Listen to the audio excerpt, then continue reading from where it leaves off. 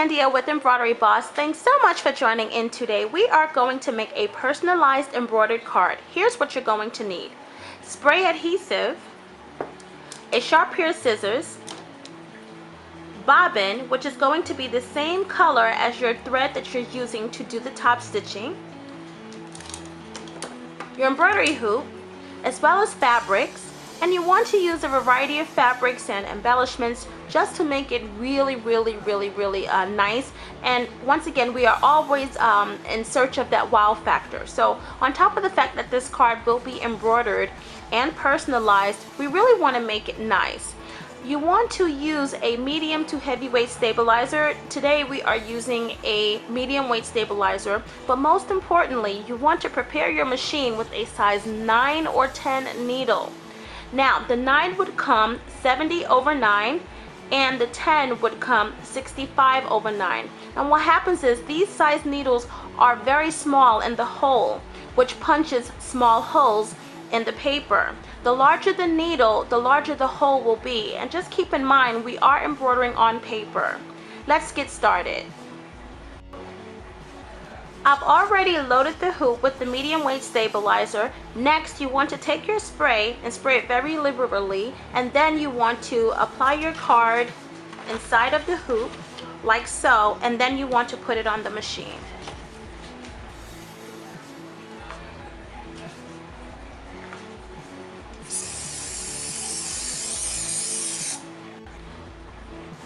The embroidery machine is loaded with the hoop, the stabilizer, and the cardstock, as well as the thread, the proper bobbin and needle, and the embroidery design that we're going to use. Next, I'm going to do a trace out just to see the position of the embroidery that will be on the card.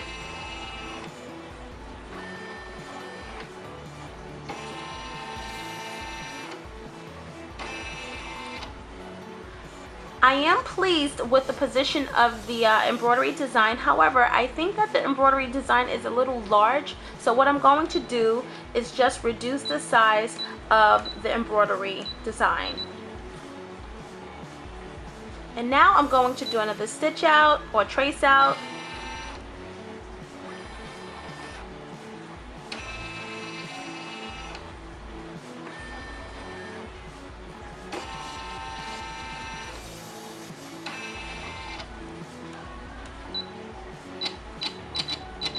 Position it a little bit more, final trace out, and then we should be ready to start embroidering.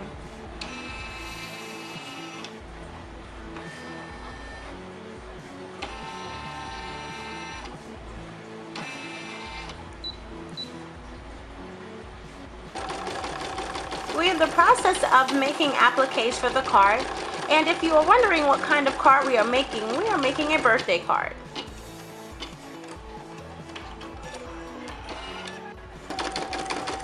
We are on to the next phase of tacking down the applique. All 4 coordinating fabrics are in place, and the applique itself have been trimmed.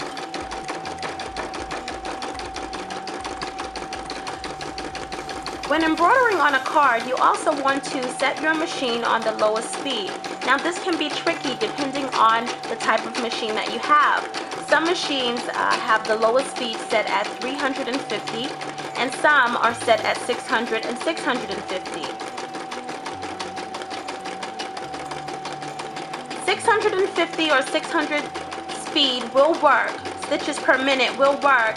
The only thing is it is still a bit vigorous. So if you are lucky enough to have a machine that have the speeds for 350, that is the mode that you want to turn your machine on.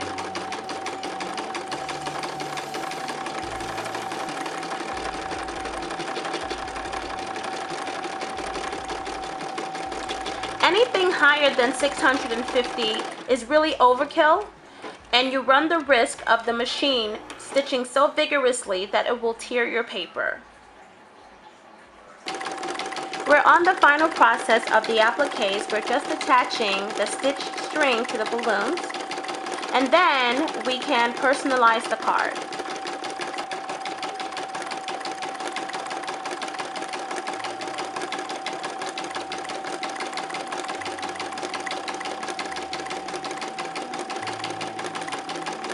When selecting an embroidery design, you want to be careful not to select a design that have too many stitches. The higher the stitch count usually means the denser the design, which means that the stitches are close together.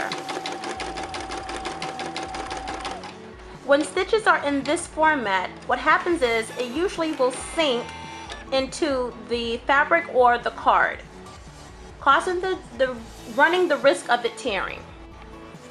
Okay, so we are done with the applique process. The next thing is to personalize it, decorate it, remove it from the hoop, and secure it. And once again, I am doing a trace out of where the personalization will be on the card. And since I am happy with the positioning of the embroidery, I'm going to begin the process. Now, this card is a sample that will be used in my boutique. And what I generally will do is put my name on the samples.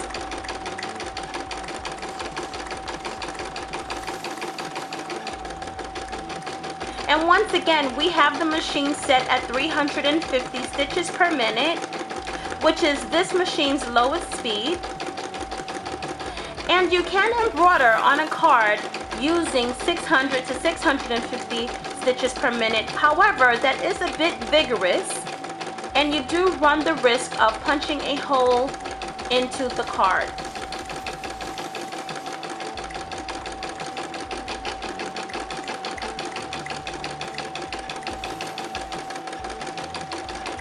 Remember also to use the same color bobbin as you use the thread.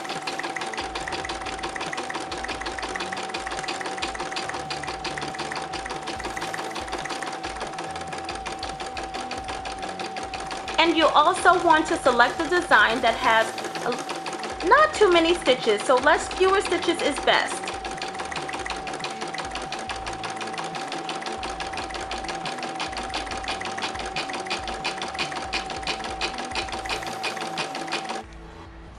We are done with the embroidery process, so now I'm going to remove the card from the hoop, and then I'm going to secure it, the reverse side of it, with chipboard. Now, chipboard is several layers of paper compressed together, and I've trimmed the chipboard down to a little bit smaller than the card. So can you see that? See where the card extends a little bit? Because I really want it to have full support. Before I apply the chipboard, I'm going to turn the card over and just trim off the excess of this stabilizer here. And you don't want to pull too much on the card. Remember, we have pounded this card, so this card does run the risk of tearing, so you want to be very careful. And also, because we've used adhesive spray, it will do what it's supposed to do, which is cause the material to stick. So I'm just going to trim off the excess here and then apply the card there.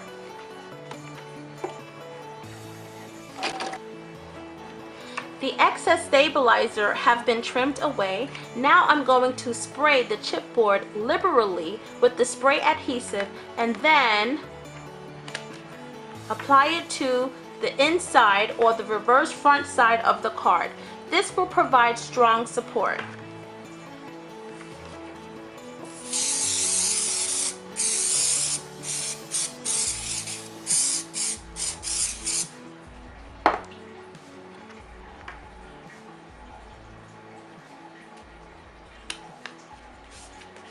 Then smooth out the air bubbles. And you could use your hand or a brayer or a rolling pin. Today I'm using my hand. It works just fine.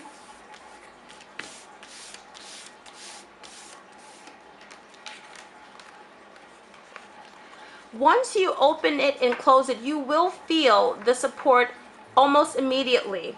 What you want to do is support the back side of the card as well. So I'm going to trim chipboard the size of the inside of the card so both sides of the card will have strong support. Okay, so I've applied the chipboard inside of the card on the reverse side to support the embroidery, and I've also applied a chipboard underneath this scrapbook paper that I decided to just kind of color coordinate a little bit. I can't talk for some reason. Okay, the next thing that I'm going to do is just add a simple embellishment. Now I'm not going to overdo it because I do like the way this looks, and I really like the way the lines are here. I also used a big kit, which is my Sizzix, to texturize the paper. I don't know if you can see that. How that's kind of texturized a little bit. And if you are interested in learning how to do this, I can show you the technique if you really want to get into the crafts part of it. But it is not a hand punched kind of thing. This is an imprint, an embossment. So basically though, if you want me to show you how to do that and what I use, just simply put it below or inbox me and I'll do that. So basically, if this was someone else's card, they would have the ability to write a little note, or they can even actually request for me to print something out on scrapbook paper and have it included in the card. Okay, so the next thing is to add the last embellishment a little bit. So I'm just going to add a simple little bow like so. Isn't that cute? And because this is supposed to be a birthday card, I guess we really should add something that have happy birthday on it or something. But first, let me get the little bow and I'll look through what I have and then I'll be back.